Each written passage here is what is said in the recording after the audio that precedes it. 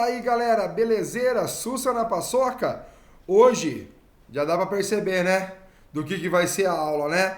Será que vocês já se ligaram? Do que será que nós vamos falar na aula de hoje, hein? Do que será? Na aula de hoje, nós vamos falar de China! Exatamente. Galera, não tem como fugir. A gente vai ter que falar deste enorme país chamado China. Galera, não tem como fugir. Nós vamos ter que falar da China. A China que trouxe pra gente aí uma catástrofe biológica, vamos assim dizer, né? E por conta disso nós estamos aqui fazendo essas aulas online e nós estamos trabalhando dessa forma. Eu peço já para vocês terem um pouco de paciência. Eu tô aqui, eu e as crianças, eu, Nicolas, Felipe, a Babi, que tá o tempo todo rodeando a gente. Então, se por um acaso acontecer um problema técnico, vocês já sabem o que é, tá? Então, gente, tem que falar de China. Não adianta. A gente tem que entender por que a China é o país que é hoje. Por que a China está na situação que está hoje? O que levou a China a se tornar essa potência? Numa outra aula, eu prometo para vocês, né? Eu faço uma aula de história para a gente entender como é que a China se tornou na China maoísta, tá? Como é que a China chegou na China maoísta. Hoje, eu quero focar um pouquinho para frente.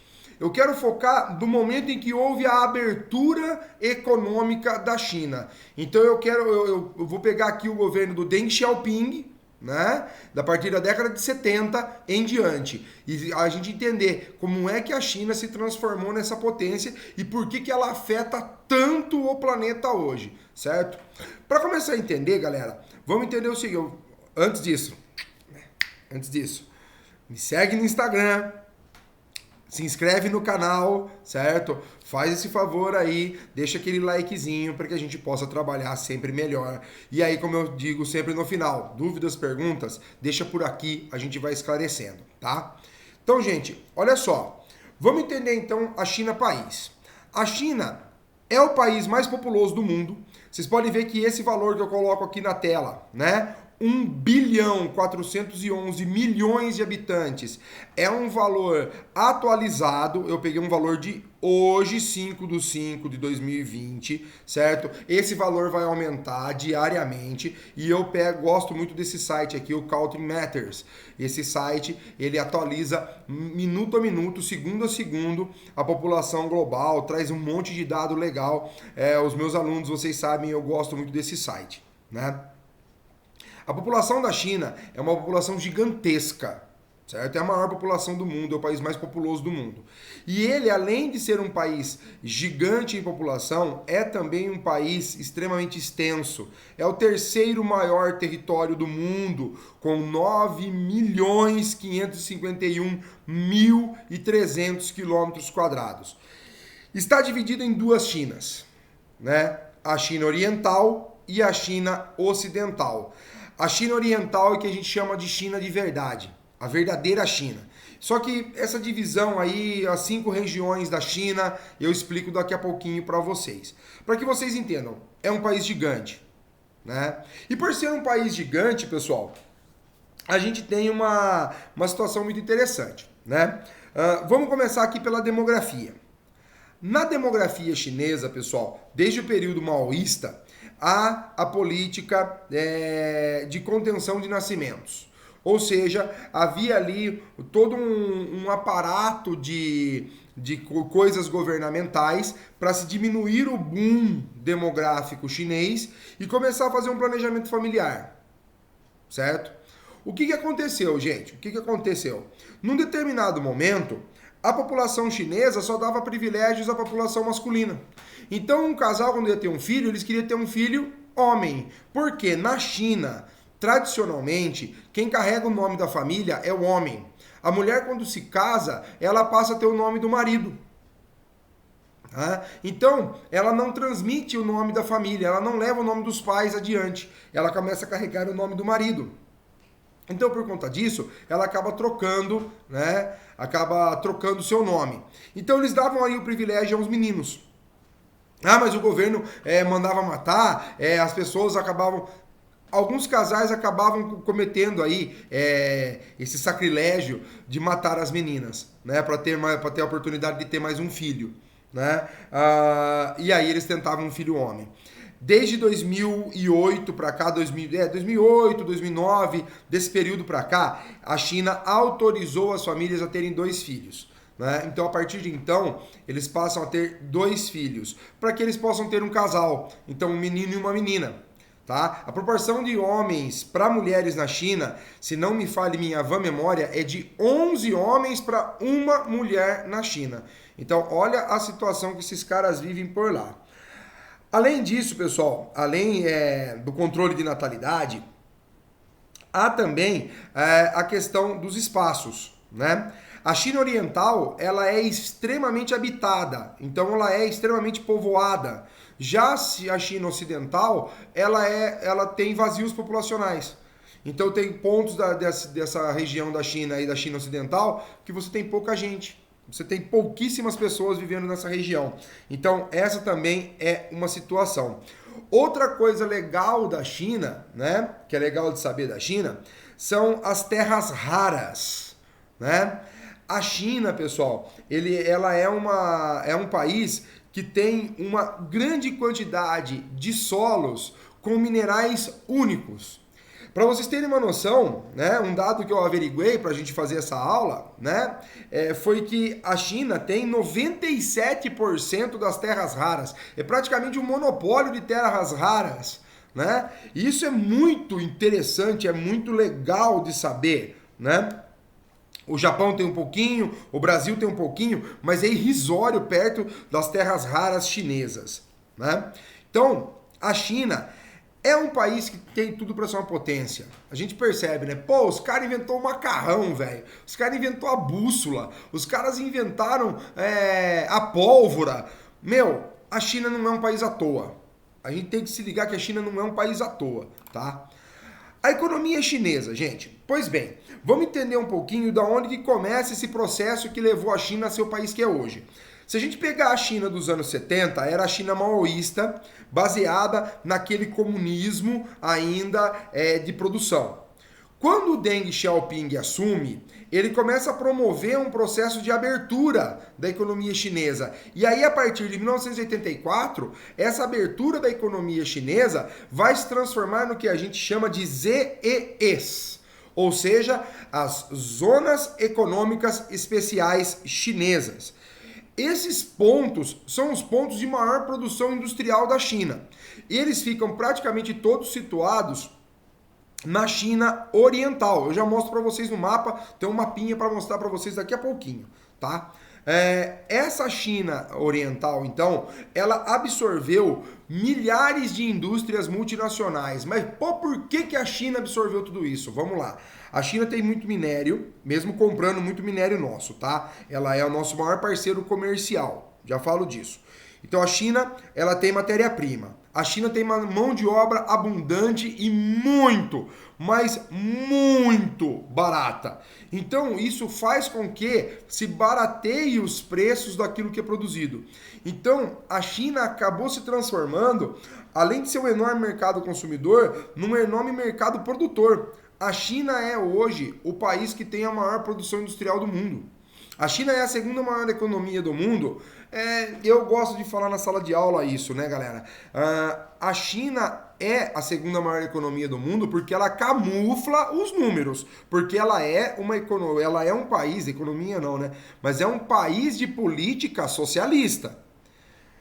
Né? Vamos entender bem isso. A China é um país que tem uma política socialista e não capitalista. Então a gente tem que compreender que a China, politicamente falando, esconde os números. Imagina só o maior país comunista hoje do mundo, o socialista do mundo hoje, falando assim, nós temos a maior economia do mundo. Imagina só o colapso na mente das pessoas que ia ser, tá? Então a gente tem que entender isso.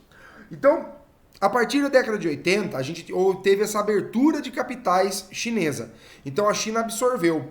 Isso fez com que a China acabasse desvalorizando sua moeda interna, o yuan, tá? E acabando valorizando muito, principalmente o dólar.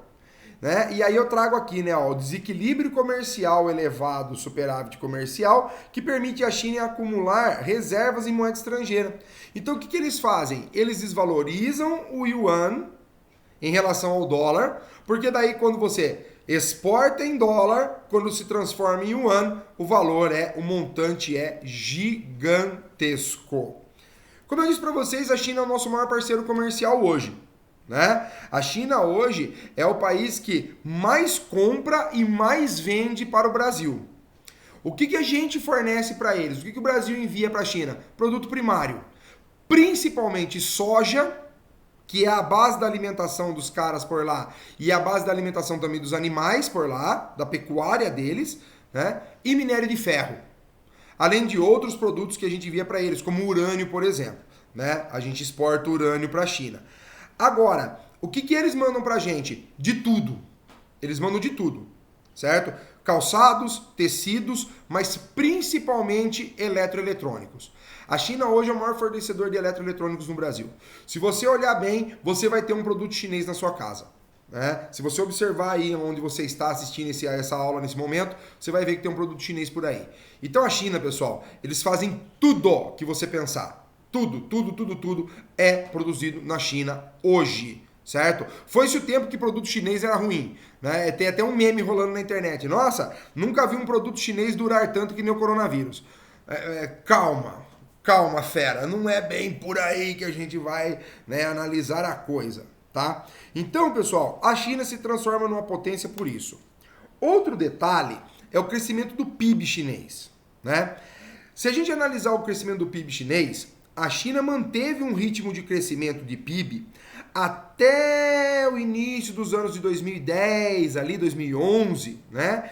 Era um crescimento em torno na casa de 11,5%. Gente, crescimento na casa de 11,5% é um crescimento absurdo. De 2014 para cá, o que aconteceu? A China vem diminuindo esse ritmo de crescimento, chegando ali, ó, como eu digo aqui, ó, né, na casa dos 7,3%, que é um crescimento lento para eles, vamos assim dizer, né? Só que olha só, gente, a China ainda tem um superávit, né? Ainda tem uma produção, um PIB, né, na casa dos 14 trilhões de dólares. É algo absurdo. Por que se a China quebra hoje, quebra todo mundo? Porque o mundo inteiro compra da China. A China vende para todo mundo. Todo mundo hoje depende de alguma coisa da China. Seja de uma máquina, né, no setor secundário aí, uma indústria de transformação, seja no produto eletroeletrônico. Todo mundo depende de alguma coisa da China. Isso se chama globalização. Tem um vídeo aqui no canal sobre globalização, tá? Assiste aí que você vai entender do que eu tô falando. Aqui eu trago para vocês as regiões da China, né? Quais são as regiões, então, as regiões da China, certo? A China se divide, como eu mostrei lá no começo, em duas partes. A China ocidental e a China oriental. Essa região aqui em amarelo, essas regiões em amarelo, a gente chama de China ocidental, tá? Essa área em cinza, a gente chama de China oriental. Nossa, ficou legal, né? Tudo bem. Vamos lá. Então, ó, a China ocidental são as áreas, como eu disse para vocês, tá? Que ficam menos povoadas. São as áreas onde você encontra vazios populacionais. Então essa região aqui, ó, é região de Xinjiang ou Xinjiang. Você vai encontrar dos dois jeitos, certo? Aqui essa região é mais a noroeste da China, certo? E essa região, a gente vai ver daqui a pouco os detalhes de cada uma delas. Aqui você tem o Tibete, né? Ou aqui em português, Tibete, certo? O Tibete, a Mongólia interior, né? Formada aqui até mesmo por algumas populações nômades, é uma região desértica, inóspita, certo? Aí você tem aqui, ó, a Nordeste, né? Na fronteira com a Rússia aqui, A região onde você tem as grandes reservas minerais chinesas é a Manchúria, que foi invadida várias vezes aqui por Japão, foi invadida pela Rússia e assim por diante, né? E aqui, né, a China do Leste, que é toda essa região aqui onde está a República Popular da China, toda essa região interior aqui. Você ainda tem o território aqui, né? O território de Hong Kong, que é um território que a China defende, mas que não é da China, a gente não sabe muito bem o que é, né? É um território autônomo, mas não é. A China diz que é deles, eles dizem que são autônomos. É uma antiga colônia inglesa, né? E aqui a República de Taiwan, né? Que também é um território autônomo, desde 1999 é um território autônomo, mas que a China diz que não. Eles dizem que sim, a China diz que não, certo? Além disso, tem o território de Macau, que era uma antiga possessão portuguesa, né? Uma antiga possessão portuguesa, que foi incorporada também à China aí no final do século passado, voltou a pertencer à China. Mas é uma região onde se fala português, né? É muito legal a região de Macau. Antes da gente partir para os detalhes de cada região, vamos ver a hidrografia da China, né? Esse aqui é um mapa que eu peguei de um exercício, né? E aqui eu tenho a localização de cada um dos principais rios chineses, né? Aqui o rio número 1 é o Huanghe, certo? O rio Huanghe tá aqui. O 2 aqui é o Rio Azul ou o Rio Yangtze, né? O Rio Yangtze-Kiang. E nesta região, bem aqui onde está o cursor neste momento, é onde está a maior hidrelétrica do mundo, que é a hidrelétrica de Três Gargantas, certo? A maior hidrelétrica do mundo, bem aqui onde está o cursor neste momento. O rio número 3 é o Siqiang, que sai aqui no Mar do Sul da China, né? Ele desemboca aqui no Mar do Sul da China. Olha o telefone tocando. Felipe, atende o telefone, filho, faz favor. Né? Deve ser o Tutu para variar. Né? O Big Fone tá tocando aqui em casa, gente. O rio número 4 aqui, ó, é o Mekong. O rio Mekong, ele sai na Indochina, né? Vai vendo, galera. Estão falando que não era ninguém? Tá? E aqui em cima, o rio Amur, o número 5, que fica na região da Manchúria, na divisa entre a China e a Rússia, tá? Os rios são muito importantes para a China. Por quê, gente? Olha bem aqui a área onde ele está situado. Eu vou voltar um slide para você entender o que eu estou falando, tá? É exatamente a área mais populosa da China. É exatamente aqui, ó. Pequim, Xangai, que está mais abaixo aqui, certo? E Hong Kong também está aqui, ó. Então são as áreas mais povoadas da China. É onde estão os formigueiros humanos. Foi exatamente nessa região por aqui, né, onde aconteceu, onde começou o surto do coronavírus. E é por isso que a coisa azeda, né? Aqui, gente, vocês estão vendo que tem um monte de bolinha vermelha? Cada uma dessas bolinhas vermelhas representam as ZEEs. Elas estão exatamente na costa chinesa, na porção oriental da China.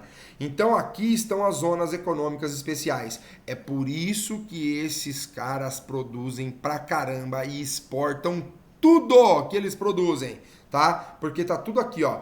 Tudo no Pacífico, ó. Tá tudo nessa região aqui, certo? Aqui o Mar do Sul da China e assim por diante. Beleza? Pois bem, a hidrografia, então, espero que tenha ficado compreendido. Qualquer coisa, pessoal, dá aquela pausinha, pausa o vídeo, assim, fica ali olhando, pá, localiza, pega aí a sua apostila, o seu livro didático, entra aí na internet, vê aí pra vocês aí como é que funciona essa disposição, beleza? Aí, pessoal, eu tenho cada uma das características, então, dessas regiões que a gente acabou de citar, né? Xinjiang ou Xinjiang, como queiram, né? É a área no extremo oeste da China, uma região planáltica, desértica, com predomínio de xerófitas, certo? É habitado por povos nômades, alguns povos como uigures, né, que são povos separatistas, criadores de camelo, de cabras.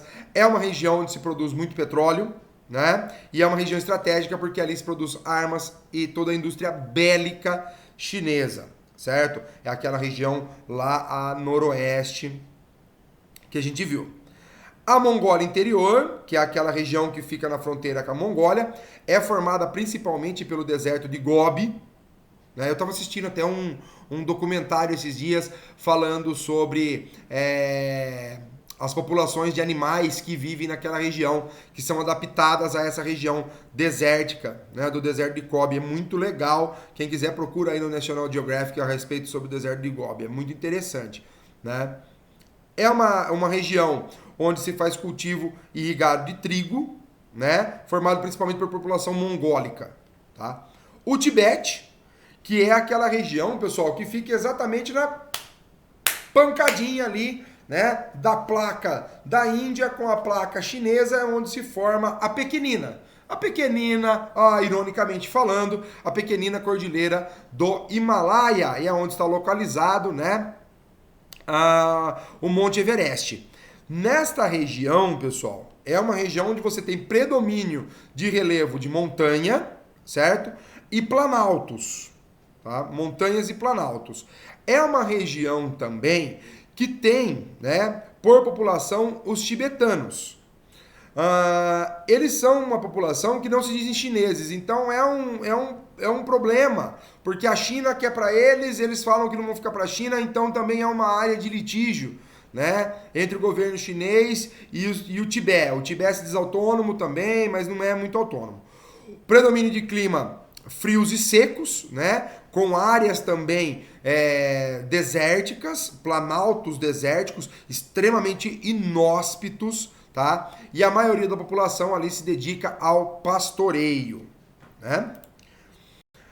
E aí, pessoal, a China de verdade, a verdadeira China, né? Que é a Manchúria, né? A Manchúria, que é aquele território a nordeste da China, que, como eu disse para vocês, foi uma área extremamente disputada por chineses e japoneses durante muito tempo. É onde se localiza ali um clima temperado gostoso, com temperaturas mais baixas no inverno, temperaturas mais elevadas no verão. É uma região que tem uma vegetação muito rica, é uma região onde você tem um solo muito fértil, onde você cultiva principalmente ali cereais, como o arroz e a soja, né? E você tem ali as grandes reservas de minérios chineses, né? Você tem ali muito ferro, manganês e carvão. Tá? A partir dali começou a grande siderurgia chinesa instalada pelos japoneses em 1930, né? E é um território que hoje tem uma grande indústria mecânica. É onde começou, vamos dizer assim, da onde partiram as ZEEs. Dali se partiu o processo de implantação delas, tá? Para onde? Para a China do Leste, que é onde está a China de verdade, vamos assim dizer, né? É a área onde você tem 90% da população, é a área onde você tem uma enorme planície, em onde você tem muitos rios, praticamente todos os rios ali, os principais rios estão localizados nessa região. O rio Huanghe, que é o rio amarelo, né? O rio Yangtze-Kiang, que é o rio azul. O Xinjiang, né, também está nessa região. Todos eles são as áreas onde estão mais densamente povoadas. O que os caras produzem ali? Trigo e arroz, né? É a base da alimentação dos caras. Trigo e arroz. Mas chinês come um monte de porcaria, Sidão. Chinês come aquele monte de coisa e é por isso que deu coronavírus em todo mundo. Calma, jovem, calma. Não vamos ficar focado nisso aí, não. Existem áreas da China que realmente comem esses bichinhos aí, né? Come morcego, tem o pangolim lá que eles comem também. Eles gostam de comer coisas muito frescas, né? Tem vídeo circulando na internet dos caras pegando rato nos mercados e comendo rato, comendo sapo, né? O cara pega o sapo, parte o sapo no meio, o sapo vivo, tá tudo ali ainda, as vísceras dele, tudo pulsando ainda, o cara tá comendo.